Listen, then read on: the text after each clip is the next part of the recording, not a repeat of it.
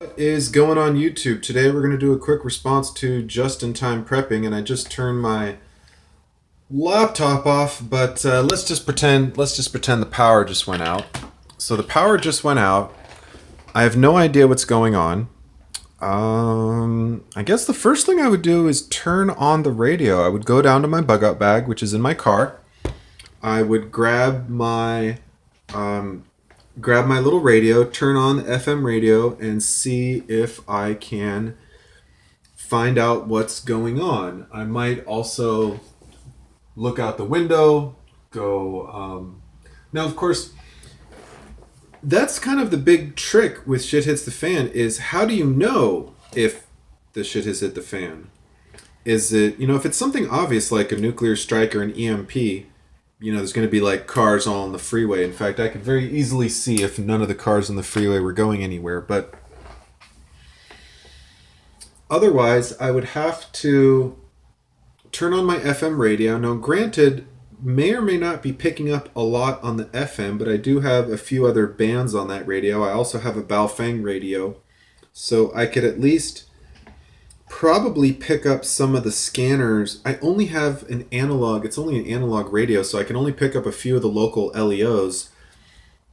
But I would turn that on, see what's going on. I'm really not set up to bug out. If I had to bug out, I have a few duffel bags, my firearms, ammo, sleeping bag, a few other outdoor stuff. Probably in 10 or 20 minutes, I could grab that stuff, put it in my car. I'd probably throw the bike on top of the car. I might take a surfboard just if I have space. It's not the most useful thing, but you never know. You're going to come across a lake or a stream or something. I got kind of my food preps in that cabinet. I really don't have a lot of water to take with me.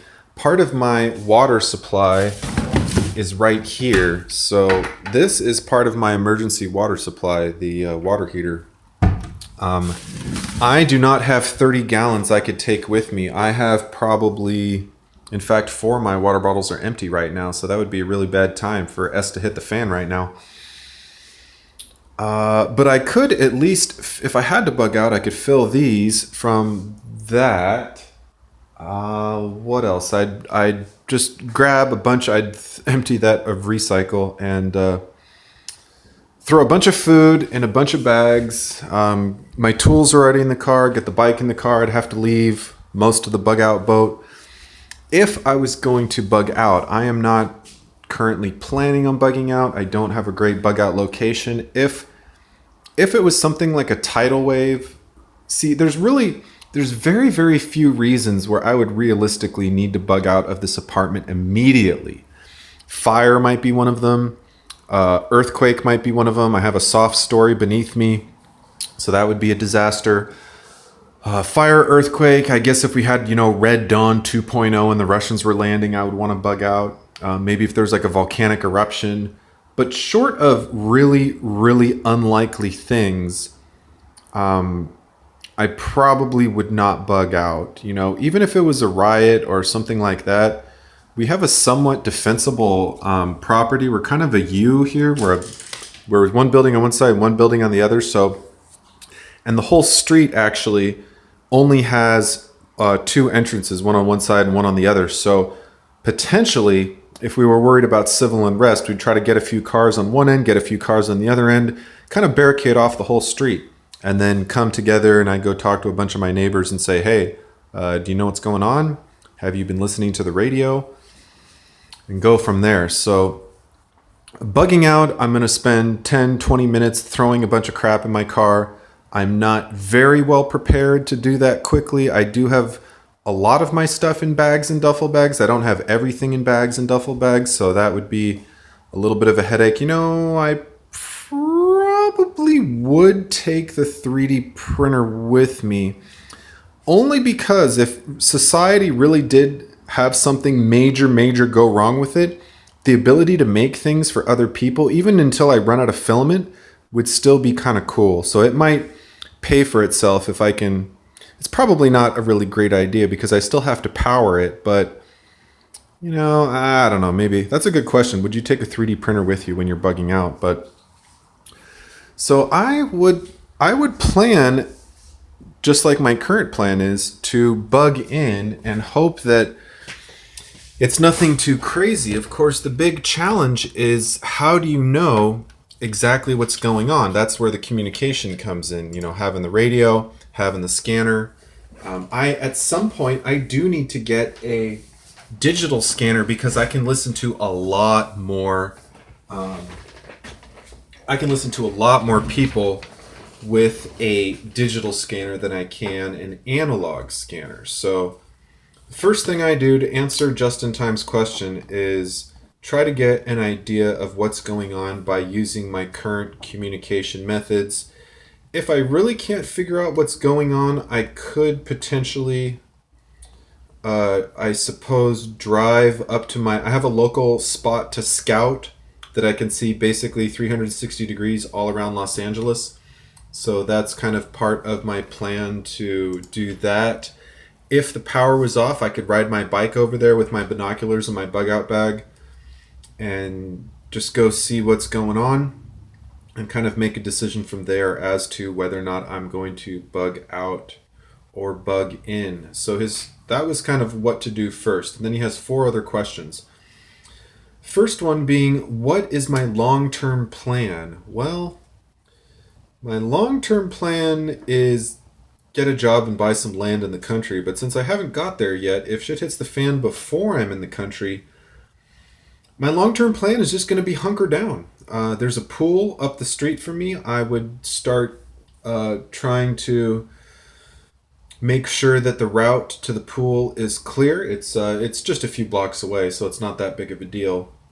And since I'm not currently out of water, nor do I have anything to really store a lot of water in, it doesn't really make sense for me to go down there, even if I thought shit hit the fan, because I don't have anything to store all this water in, right? I do not have... It would make sense if I had one of those like bathtub things, because I could potentially fill up the bathtub as soon as the power goes out, because we have...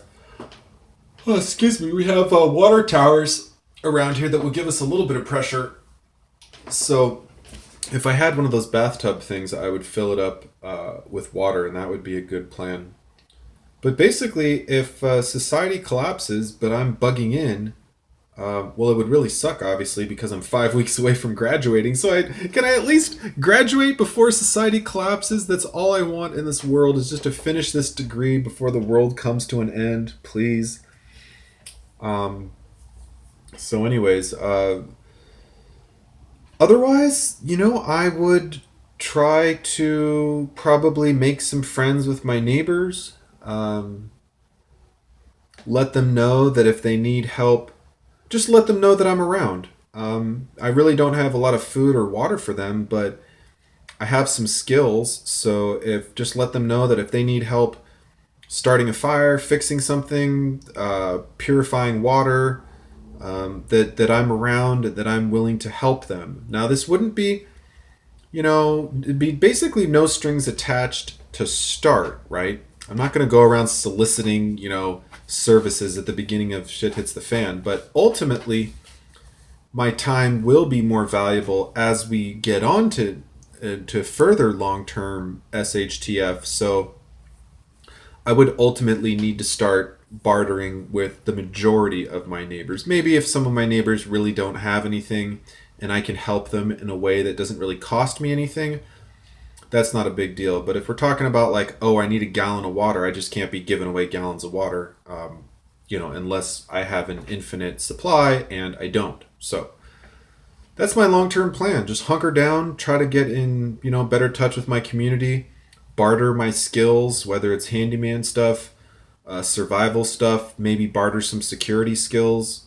People are, worried about that. Maybe I'd get a few neighbors together and say, look, I'll walk around the block, at night. If we could get a few of us that had some kind of self-defense weapons, I'll take the 6 o'clock to 10 o'clock shift, you take the 10 to 2 shift, and another guy takes the 2 to 6 shift, and that way with 3 people we can have not 24 hour, but at least full-time security at night, which is when kind of things go bad, when society's a little crazy.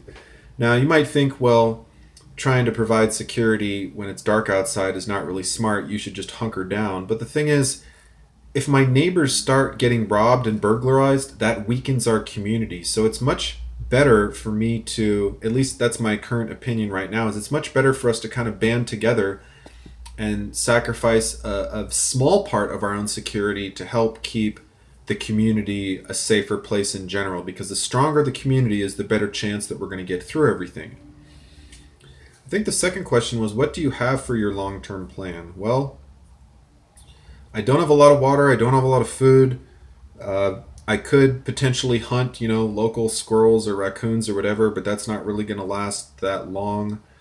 The bottom line is I am really not set up currently to be very sustainable in a long-term SHTF situation.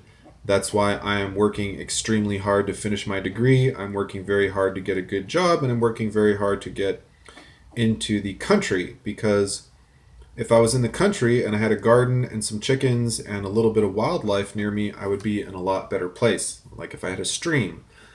But I don't have any of those things, so I'm kind of stuck here in the apartment and the local area, doing the best that I can to survive. How many gallons of water do I have? I got about 8. I've got about 10 gallons, give or take, in those 1-gallon jugs. Then maybe the water heater's about 20 gallons. So give or take, I have about 30 gallons of water.